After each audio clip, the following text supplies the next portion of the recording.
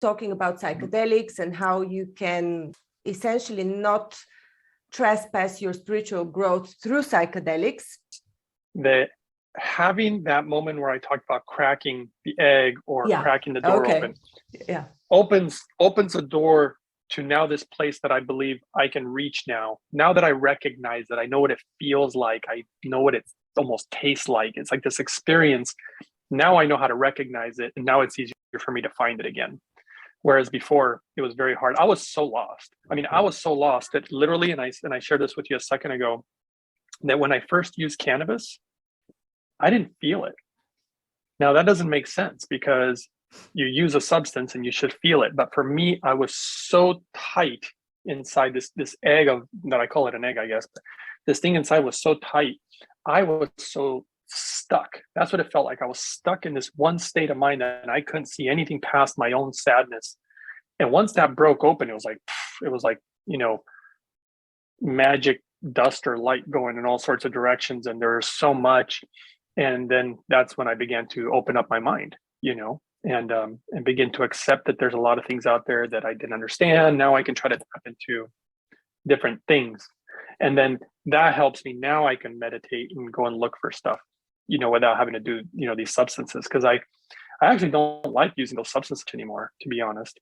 So that was all part of the journey, basically, is these different frames of mind. And then I started discovering things by accident. And this is where I felt that again, really getting a head start on things in life. I discovered that where you use these substances makes a difference. And when I say where, I mean, are you in a city? Are you in your house? Are you in a forest? Are you at the beach, at the ocean? Are you in a cave? Like, is it nighttime? Is it daytime? Like, all these different factors played it was a big impact on not only the way the substance would affect you, but where you could go with it. And go ahead. I will insert here also something that I told you when we spoke last about the study made by Rupert Sheldrake on psychedelics and specifically on the environment and how people that had never been to a certain environment, let's say to Africa or to India, if they're taking the drug in the UK, they had never been to Africa, but they would experience the environment of the people in Africa that had used the drug for the first time. So if it was an indigenous to Africa drug and the same to India, they would experience this environment as well. And it doesn't only include the environment, but also spiritual beings that are pertinent to this culture. I remember one time I ate these mushrooms. I could literally hear the people who had prepared them, which was crazy. Oh, wow. I was hearing these two guys have a conversation, and they were from like Australia or the UK or something. And it's all recorded in the field. It's crazy. The first group that tries them, this is what Sheldrake says, the first group who tries the specific drug records the experience in the field. And then everybody else is able to tap into it. So there you go. I mean, these things get really interesting. I think there's a lot that we don't know about all this, And I was totally okay with doing a deep dive into my body, this temple, this mind, and it was scary. I encountered a lot of scary things, but that was one of the biggest things. I don't know why I did it, but I battled my fear. Fear was a big one that I battled, and it's still there. I still have fears, but I didn't shy away. I faced it. Because I don't know why. I just felt like there was I don't know why I did it. And it wasn't easy, but I wanted to battle my own fear and overcome it. And what ended up happening was something that I don't think that the world has, I don't think they've seen something like this for thousands of years. There's something that's going to come in the near future. And it's gonna be a very big impact on the world. And I don't think that they'll ever be ready for it. So when it hits, it's gonna be tough for everybody. But I'm pretty comfortable. I'm ready for it. But even though I say I'm ready, I know it's still gonna be hard. But I've been through it so many times. And eventually I got tired of going through it. And so I took a break. I haven't done it. But I did notice that the environment, I noticed it when I would go to the forest. So if you go to the forest and do something like this, you will face the deeper fears. If you go somewhere like the ocean, it's very different. The ocean is more like a motherly feeling, more like pampering. It's easy. It's not as hard on you. And then the forest is like a heavy hand from like your father who's trying to teach you certain things. And so it's all about how far you want to go. That's what I noticed. It's all about how far you want to go with it. But I always tried to do it in a very safe manner.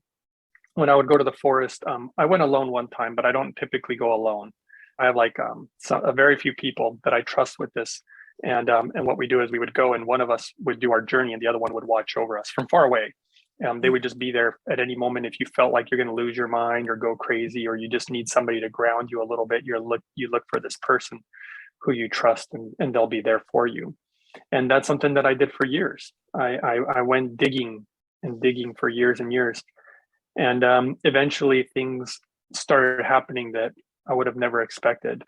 And then things got even weirder, because when people go on these journeys, they tend to think that they're like, oh, you're just high on some drug, or you're just, you're doing this thing, you're not making any sense, it's not real, finish your little trip and then you'll be back and everything will be fine.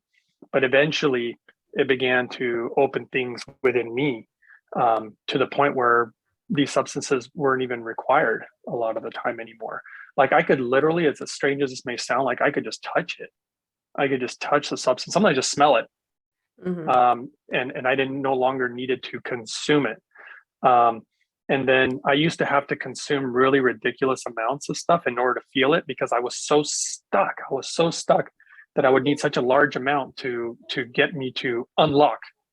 And then that began to change. It got to the point where the amounts ended up needing to be so tiny to the point where you almost didn't even need the substance. And then eventually you could just touch it. And I know that sounds probably kind of weird to a lot of people. But, not to the people that are watching this channel, because this is what I've also been teaching about the Silva Method. Yeah, the Silva. You're practicing the Silva Method without knowing it, or maybe Jose Silva was just sourcing like you when he designed this system. But one of the ways to heal with the Silva Method is to take a substance or a tool and apply it with your imagination. So if you know that a herb like marigold is good for the eyes, you can make yourself small, go into the eye and put marigold lotion. And this would do the same job as if you were using marigold for a long period of time, the actual substance. So you're just doing it with your imagination, like exactly what you're doing it with, all the sensations and feelings that you can conjure up. And I mean, I didn't even read that anywhere. Nobody taught me that. Yeah, it was actually by accident. Mm-hmm. It was literally, if I went to go get the substance, all of a sudden it would begin to already activate. And I was like, whoa, and then what's funny is that if I were to try that technique, like if there was a substance, even like coffee is an interesting example because it happens with coffee. If I didn't have the intention of using it, but I just went up to it and I was like, okay, I know I'm going to feel it if I just try to get close, I wouldn't. I would literally have to have the whole intention that I'm literally going to consume this. And then it would happen. So it's not like I could just be like, oh, I'm just going to touch it and I'll feel it. It didn't work that way. I had to almost like trick myself at times because it wouldn't work. Sometimes I literally had to think, hey, okay, I'm actually going to use this. I'm going to do it. And then all of a sudden it would happen. I don't know why. That's the intention. I'm sorry. I would have to jump in again. This is ridiculous. There's this experiment done in the 70s. It's a very old experiment and probably a lot of people know it. It's with Dracaena plants, and a guy, Cleve Baxter, had put, he was an interrogator for the FBI. And while in his office late in the evening, he had put what are these called that measure the lie detector? I forget the name. Oh, yes. Yeah, they so he had the impulses. Yes, but not necessarily heart rate, because he had attached them to the leaves of a Dracaena plant, and so a room plant in a pot, and he wanted to measure whether it had some emotions. And eventually he decided to burn it, and he had the actual intention to burn it. And the chart went out the roof Just the plant reacted to the intention. And then they had tried the same experiment many times afterwards with a fake intention, just thinking about it, but not actually intending. Like what you're saying, if you're not really intending to use it, it's not working. And it's the same thing. That's very interesting. Yeah.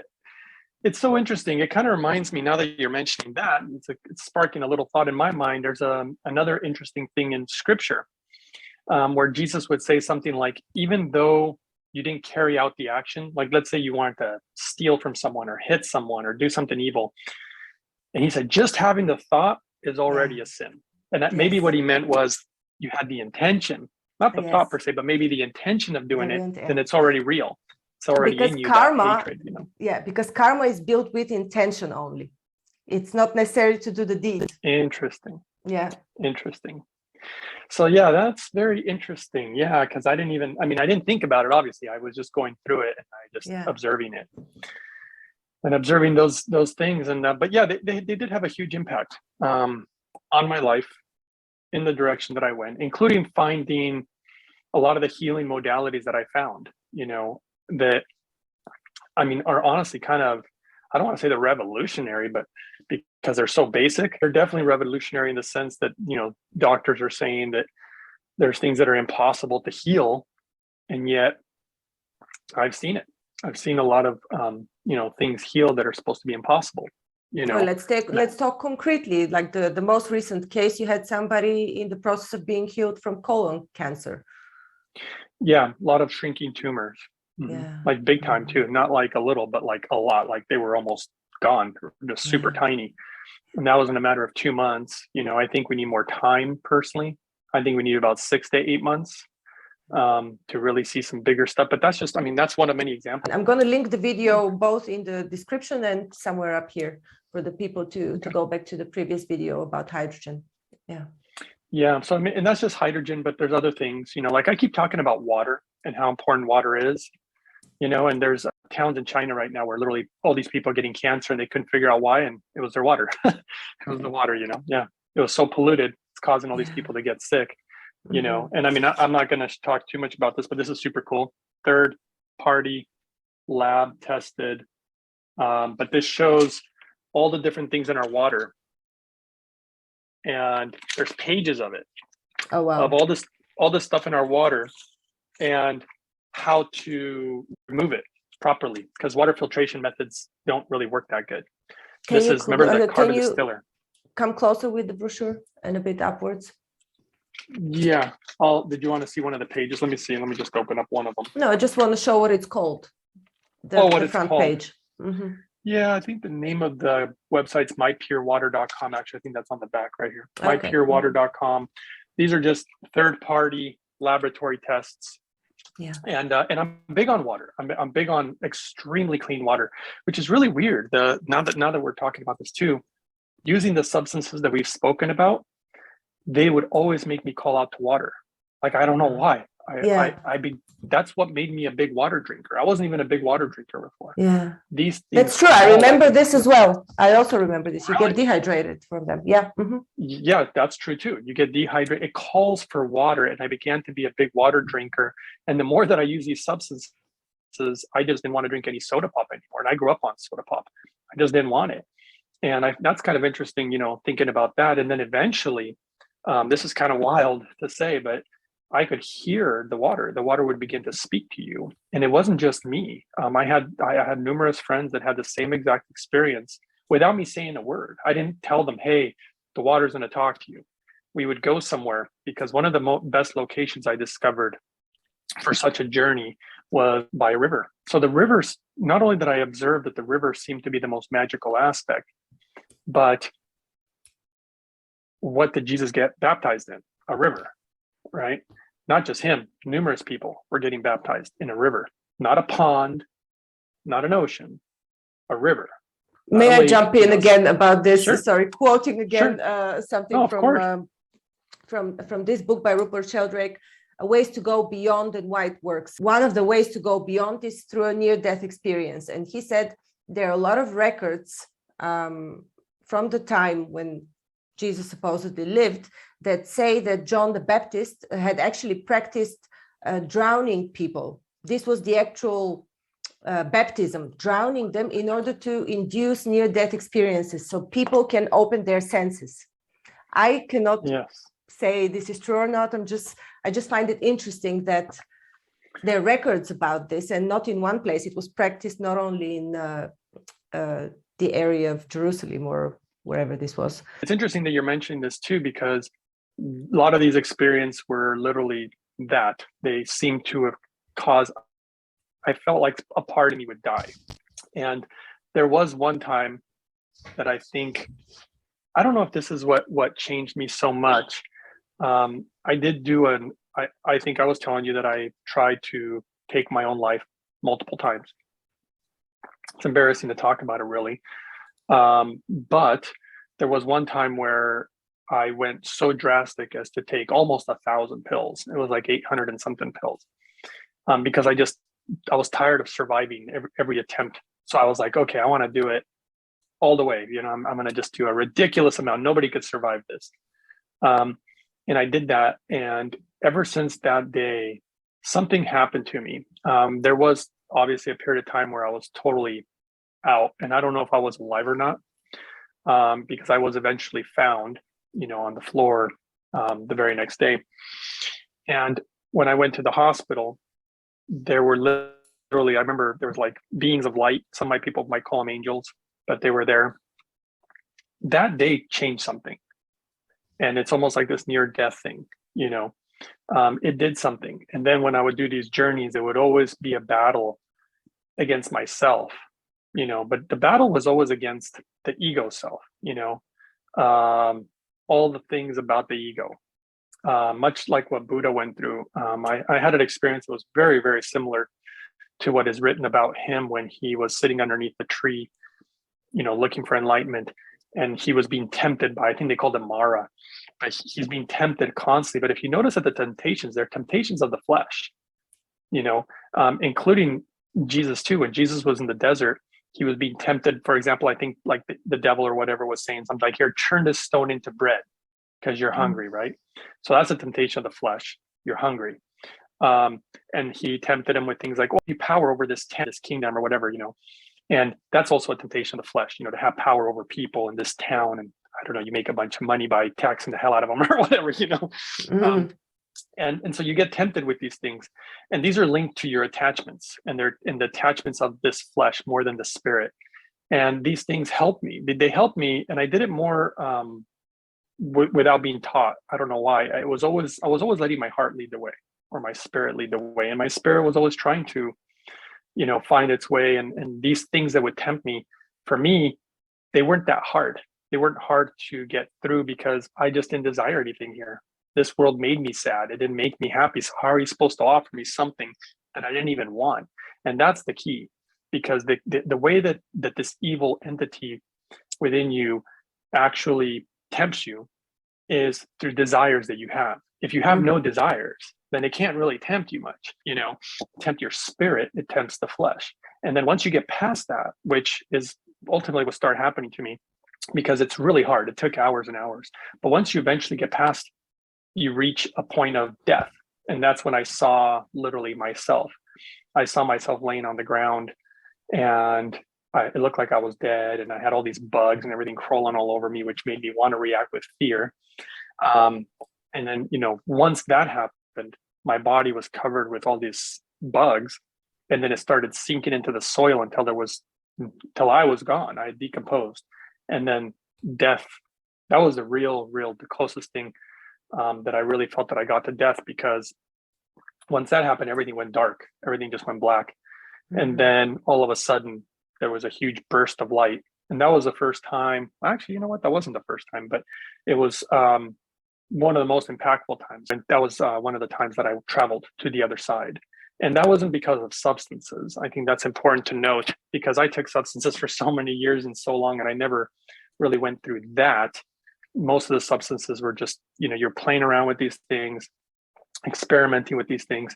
But it wasn't until I started trying to go somewhere deeper in my mind, and the meditations and the intentions and all these things that eventually it led to that I would have never guessed existed. Now I know it exists, and I Mm-hmm. know it's there, and I've been there, and that changed the whole trajectory of my life. Everything that I value, everything that I find important, what's truly important in life.